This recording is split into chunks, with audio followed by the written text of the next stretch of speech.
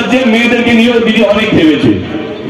আগে মেয়েরা বেশি দূর অব্দি পড়াশোনা করতে পারতো না, কারণ বাবা ভাবতো বেশি কি পড়িয়ে লাভ, তাদের পড়াশোনা করে তাদের বিয়ে করিয়ে দিই। তাদের পাশে দিদি দাঁড়িয়েছে, কন্যাশ্রী মতন প্রকল্প নিয়ে এসে যতটুকু চাইবে, যতদিন চাইবে মেয়ে পড়তে পারে, তার পাশে আমাদের দিদি, আমাদের সরকার দাঁড়িয়েছে। সেখানে থামেনি। অনেক গরিব পরিবার আছে যারা মেয়ে বিয়ে দেওয়ার জন্য ঠিক মতো অর্থ জোগাতে পারে না, তার পাশেও আমাদের দল, আমাদের নেত্রী, আমাদের সরকার দাঁড়িয়ে আছে। রূপশ্রীর মতন প্রকল্প, যেখানে 25,000 টাকা করে দেওয়া হয়। এবার এখানেও থামেনি।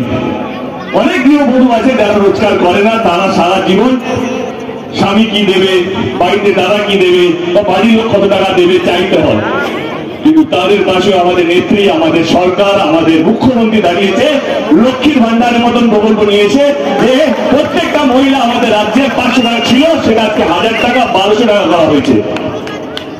এইবারে আপনারা বলুন। আমি যেটা প্রথমে বললাম, চিৎকার করে কিছু হয় না। যেই সরকার কাজ করবে, কাজ মানুষের সামনে রাখবে, যদি কাজের নিরীক্ষে ভোট হয়, তাহলে দক্ষিণ মালদায় একটা ভোট অন্য কোথাও পড়বে না, সব কটা তৃণমূল কংগ্রেসে পড়বে, যদি কাজের নিরীক্ষে ভোট হয়। কিন্তু এখন ভোটটা তো অনেক কিছু নিয়ে হয়, ধর্ম নিয়ে হয়। কে হিন্দুরা এখন অনেক কষ্টের মধ্যে আছে, একজনই বাঁচাতে পারে, সেটা হচ্ছে একটা দল। আমার একটা প্রশ্ন সবাইকে, সমস্ত নেতাদেরকে, মানুষকে না। আচ্ছা বলুন তো, এই দেশকে স্বাধীন করার জন্য কতগুলো হিন্দু মারা গেছেন, শহীদ হয়েছেন, কতগুলো মুসলিম শহীদ হয়েছেন?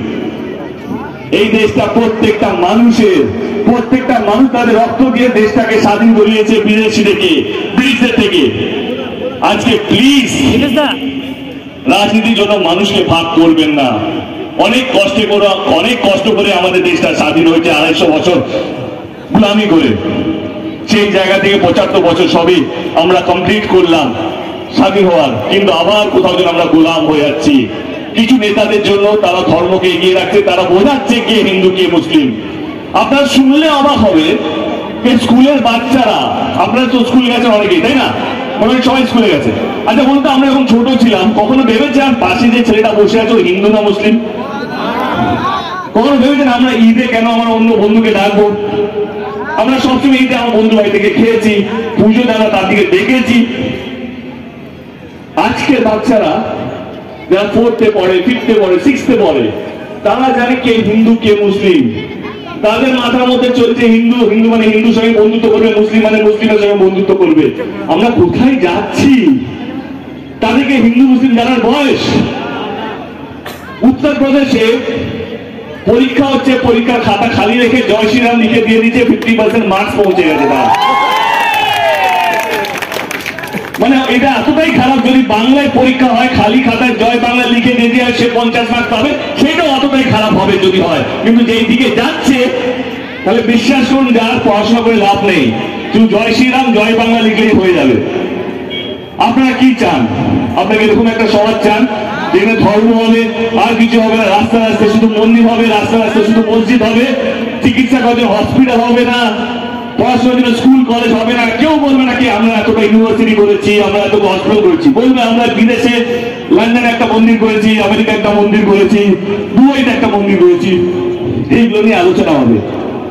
কিন্তু নির্বাচন তো সেটার জন্য নয়।